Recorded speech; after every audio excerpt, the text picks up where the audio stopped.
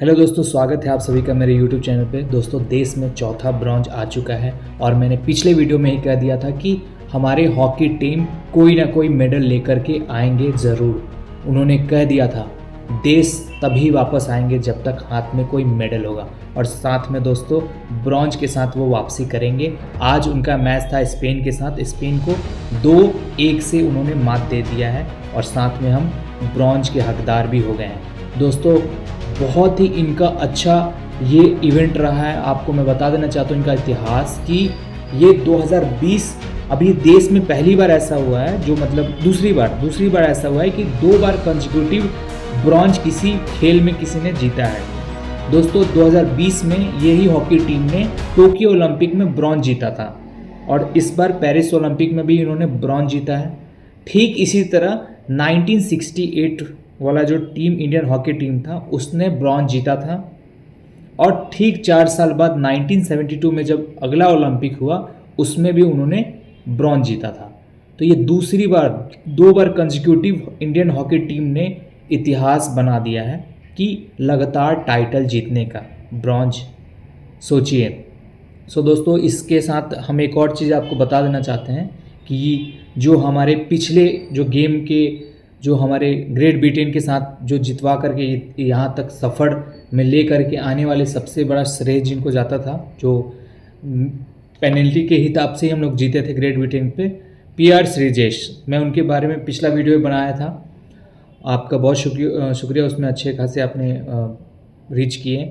मैं इनके बारे में बता देना चाहता हूँ कि ये क्यों मैच इम्पॉर्टेंट था, क्योंकि ये पीआर सीरीज का अंतिम ओलंपिक मैच रहेगा। अब रिटायरमेंट ले लिया उन्होंने और उन्होंने कहा था कि देश में वापस आऊँगा तो कुछ मेडल लेकर के आऊँ, खाली हाथ नहीं आऊँगा। दोस्तों, मैं पीआर सीरीज के बारे में बता देना चाहता हूँ आपका उनका इंटरनेशनल करियर कैसा रहा है। ओलंपिक में 2 ब्रॉन्ज, एक टोक्यो ओलंपिक वाला हुआ और एक अभी पेरिस ओलंपिक में 2020 2024। दूसरा है 3 इन्होंने जीता है एशियन गेम्स में। एशियन गेम्स में आपका 2 गोल्ड हैं और 1 ब्रॉन्ज है। उसके बाद कॉमनवेल्थ गेम्स में इनका 2 सिल्वर है। तो दोस्तों, ये सफ़र रहा है और इनका स्टोरी के बारे में मैंने पिछला वीडियो में बता चुका है कि कितना स्ट्रगलिंग स्टोरी रहा। बेसिकली आपका फुटबॉल हो या हॉकी हो, ये सब गेम में सबसे इम्पॉर्टेंट रोल मुझे लगता है वो जो बॉल तो मारते हैं जो उनका तो रहते हैं, मगर सबसे इम्पॉर्टेंट जब पेनल्टी का टाइम आ जाता है तो सबसे इम्पॉर्टेंट गोलकीपर का काम होता है भैया। गोलकीपर अगर वहाँ पे थोड़ा भी चूक कर देता है, बॉल अंदर चला गया तो फिर कोई नहीं बचा सकता है। तो गोलकीपर का बहुत इम्पॉर्टेंट रोल रहता है दोस्तों ये सब टाइम पे, जब गोल को बचाना हो पेनल्टी के टाइम पे। तो पीआर सीरीज ने बहुत अच्छा किया, मैं सैल्यूट करता हूँ और उम्मीद करता हूँ कि उन्हीं के जैसे हमारे पास एक प्लेयर आए जो उन्हीं के जैसा गोलकीपिंग करे और देश को ऐसे ही कुछ मेडल्स वगैरह जिताते रहें।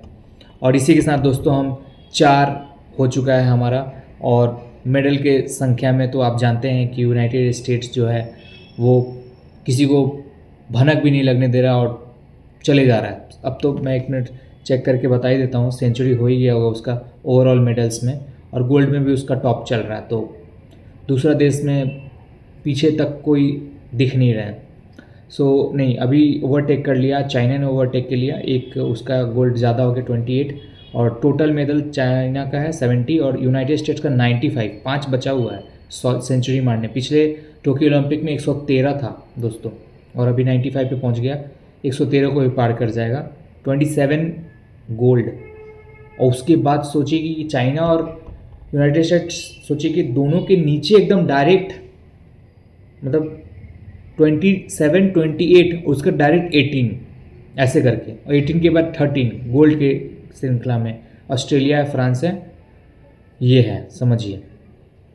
तो दोस्तों अब चलिए, अब थोड़ा आज के दिन ही 11:55 रात में इंडियन टाइम के हिसाब से नीरज चोपड़ा का आज फाइनल है, जो उन्होंने 89.34 जेलविन में थ्रो करके क्वालिफाई कर गया था। तो आज उनका फाइनल है, तो उनके लिए भी होप करते हैं कि वो एक और, हम जब सुबह या कल हम जब उठे तो गोल्ड के साथ देश शुरुआत करें। तो उनके लिए भी विश कीजिए। और चलिए, कॉन्ग्रेचुलेशन, 4 अभी हैं हमारे पास, काउंट की करते रहिएगा। और वीडियो अच्छा लगा तो प्लीज़ ऐसे ही लाइक शेयर सब्सक्राइब करते रहिए और वीडियो को दूर तक फैलाइए, सभी को पहुंचाइए। और ये जो प्लेयर्स हैं इनको ज़रूर आप फॉलो करते रहें ताकि इन्हें भी लोग समाज में जाने पहचाने, जो अगर नहीं जानते हैं तो। धन्यवाद।